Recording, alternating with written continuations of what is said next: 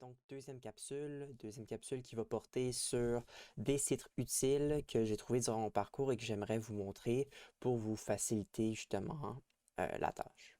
Donc, on va commencer par tous les liens d'ailleurs sont en description de la vidéo et vous allez avoir accès, il n'y a pas de problème. S'il y en a d'autres, d'ailleurs, n'hésitez pas à commenter en dessous de la vidéo des sites que vous trouvez utiles, pourquoi, et avec une petite description de ce que ça fait. Je suis sûr que ça va pouvoir aider les autres. Ça pourra devenir une vraie mine d'or à ressources. Donc, ici, on va commencer par juste une petite page GitHub euh, avec plein de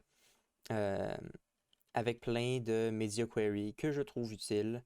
Avec des media queries de base pour si jamais vous faites un site internet, vous ne savez pas trop quel media query utiliser, vous cherchez sur internet, il y en a à peu près 800 millions, ben cette personne-là a trouvé les media queries qui sont de base dans l'industrie. Donc ici, il explique c'est quoi.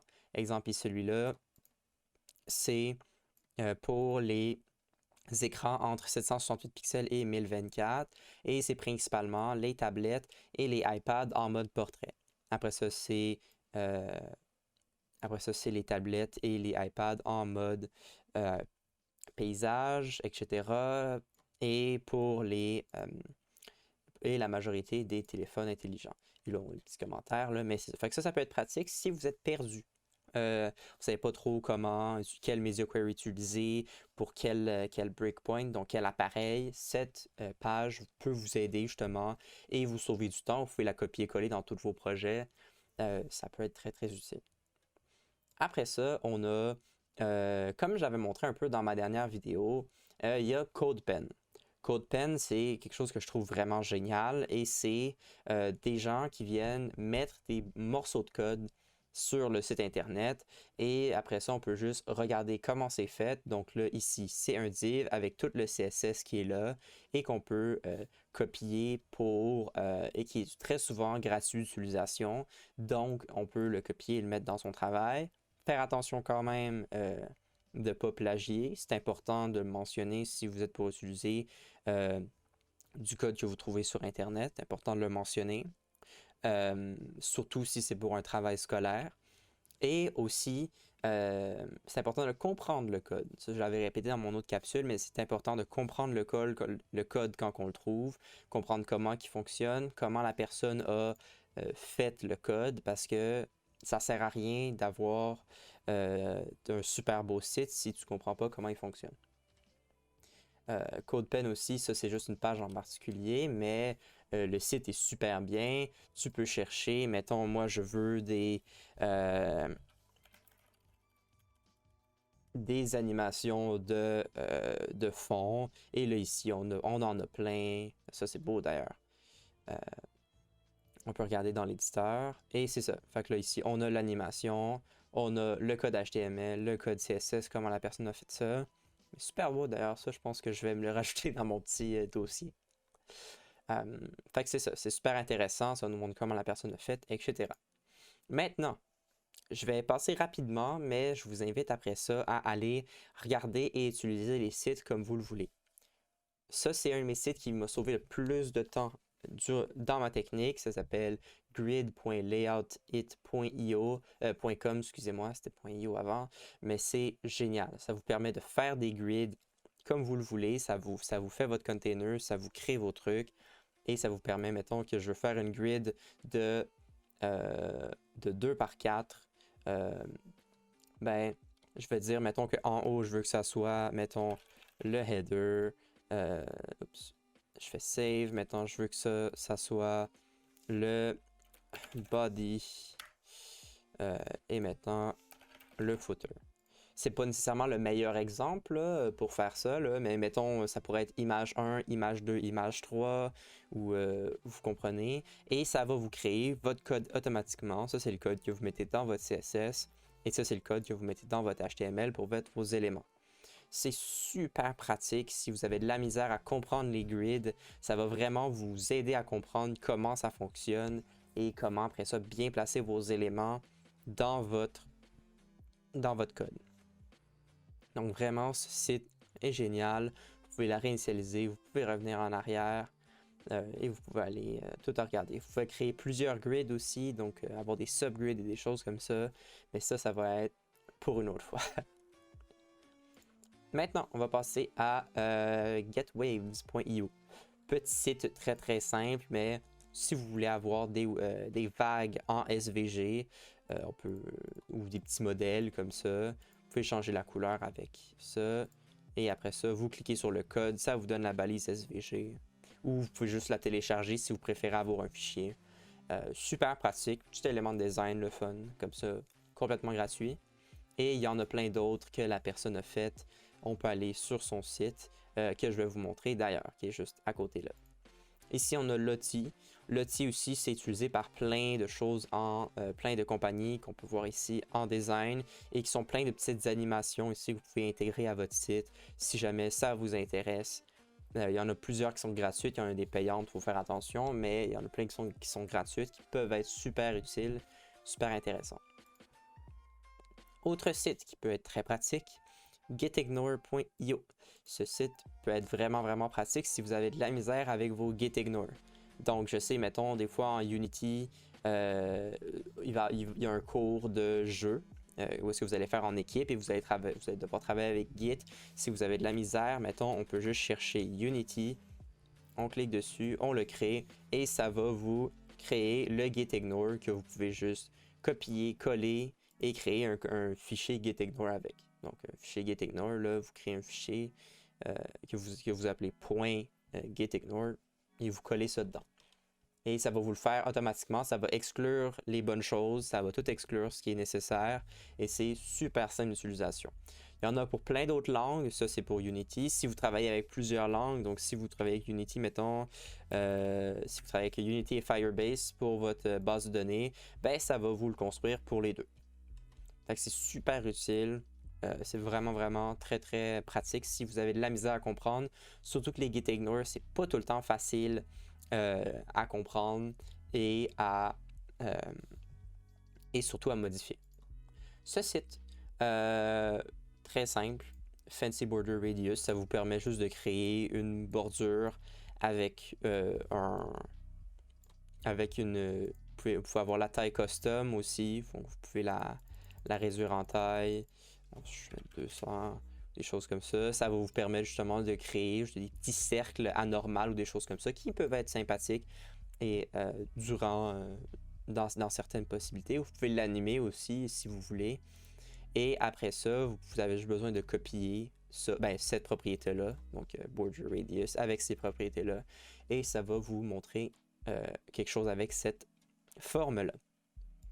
La prochaine, ça c'est juste quelque chose que j'ai trouvé utile, c'est une page avec plein de boutons radio. Boutons radio, si vous faites des formulaires ou des choses comme ça, éventuellement, si vous en faites des un peu plus compliqués, ça peut être difficile des fois de comprendre bien comment ça fonctionne et surtout de les styler, ça peut être assez compliqué. Ici, il y en a quelques-uns, ce qui va vous permettre de comprendre comment ça fonctionne, etc. Fait que moi, j'ai trouvé ça super intéressant et cool. Donc, si ça vous intéresse, je vais le mettre en description. Là, on va arriver sur le site où est-ce qu'on était tantôt, qui est que j'ai cliqué ici.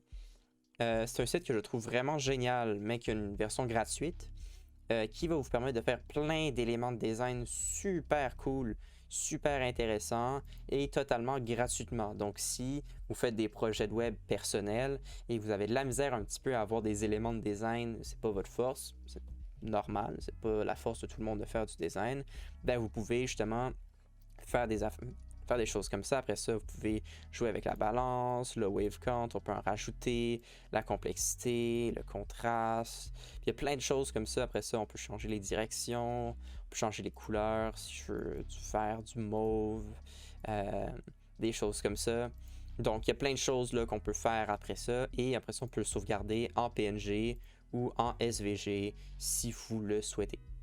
Ce que je trouve assez utile. Donc, ça me l'a ouvert. Et ce qui peut vous permettre après ça justement de l'utiliser dans différents sites internet. Maintenant, comme j'avais mentionné dans mon autre capsule, des fois ça peut être un petit peu difficile pour les media queries, surtout quand on commence, c'est pas clair. qu'est-ce qui fonctionne, est-ce que je dois écrire max width, min width, qu'est-ce que j'écris, comment je l'écris, etc.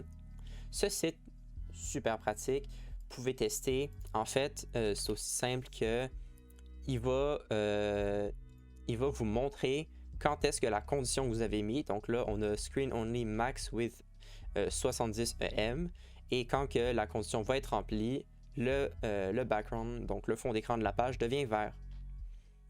Donc ça c'est super pratique si vous avez de la misère à comprendre comment les Media Query fonctionnent, ou si vous n'êtes pas sûr, s'il y a un bug par exemple, s'il y a quelque chose qui ne fonctionne pas dans votre code et vous n'êtes pas sûr si c'est votre condition Media Query ou si c'est votre votre code qui ne fonctionne pas, vous pouvez venir le tester ici et c'est super pratique. Honnêtement, moi j'ai trouvé ça super pratique à comprendre. Je le recommande. Et vous pouvez aussi la modifier. Il y en a plein ici. Height, min, il y en a plein. Device height. Éventuellement, il y en a plein que vous pouvez tester et il va tout le temps se tourner en vert quand la condition va être remplie. Autre site que je trouve génial, encore un site de design. Si vous avez de la misère à trouver des idées de couleurs, de choses comme ça, vous pouvez aller sur ce site-là, webgradient.com. En plus, quand on arrive sur le site, il y a une animation super cool que je trouve géniale et qui est vraiment juste des gradients de couleurs. Ça vous donne les deux codes en hexadécimal. Vous pouvez même copier le CSS. Donc après ça, si je viens le coller ici, ça vous copie la propriété directement et c'est vraiment génial, surtout si vous avez de la misère à trouver des idées de couleurs. En plus, ça donne les noms aussi, c'est vraiment génial si vous avez de la misère. Pour les palettes de couleurs maintenant, nouveau site que je trouve vraiment génial. Bien sûr qu'il y a Adobe, le Adobe avec le cercle chromatique, etc. Sauf que je trouve ce site vraiment génial, c'est qu'on peut, vous choisissez une couleur, mettons, moi ma couleur préférée par exemple, c'est pas ça là, mais mettons que c'est ce vert là, je fais Generate et ça va me montrer plein de palettes de couleurs différentes en respectant aussi les règles des palettes de couleurs, donc palette à l'expo, mettons, ça c'est un gradient générique, après ça celui avec des couleurs qui matchent, un spot, classique, plein cube, il y a plein de choses justement, ça va vous en montrer plein de différentes et c'est vraiment génial, surtout si vous avez de la misère à trouver un thème de couleur pour votre site. Après ça, il y en a plein d'autres, ça va vous montrer, vous choisissez deux couleurs, mettons rose et bleu, on génère, puis là on peut choisir la direction aussi et ça va nous générer justement le gradient pour nous montrer à quoi ça ressemble et ça va nous montrer le code en bas ici. Il y a celui à 3 couleurs et c'est vraiment super pratique justement si vous cherchez si vous avez de la misère à trouver des bonnes couleurs pour votre site ou des couleurs qui fonctionnent ensemble, ce site là va vous aider vraiment sans aucun problème à trouver, c'est la couleur de base, là, mais à trouver des couleurs qui fonctionnent ensemble. Et maintenant, on va passer au dernier ici, qui va vous permettre, un peu comme l'autre, de générer automatiquement, en appuyant sur la barre espace, des palettes de couleurs différentes. Si vous juste trouvez des couleurs différentes, si vous avez de la misère, vous pouvez mettre une photo aussi. Ça va vous montrer la palette de couleurs de la photo. En mode, vous pouvez mettre en mode daltonien aussi, si vous voulez de l'inclusivité dans vos projets, etc. Et je trouve ça super pratique. Il y en a plein aussi, générateur de palettes, pour recolorer des images, etc. C'est super pratique si vous cherchez des éléments de design ou si vous voulez trouver des couleurs vibrantes ou qui vous inspirent. Ça peut être vraiment génial. Ça vous donne le code aussi pour la chercher. Il y a plein de choses différentes. C'est ce qui conclut ma petite capsule sur les sites que je trouve pratiques, qui m'ont aidé beaucoup durant mon parcours. J'espère que ça va pouvoir vous aider et que ça va en aider quelques-uns à passer à travers quelques petites difficultés. Et sur ce, merci beaucoup de m'avoir écouté.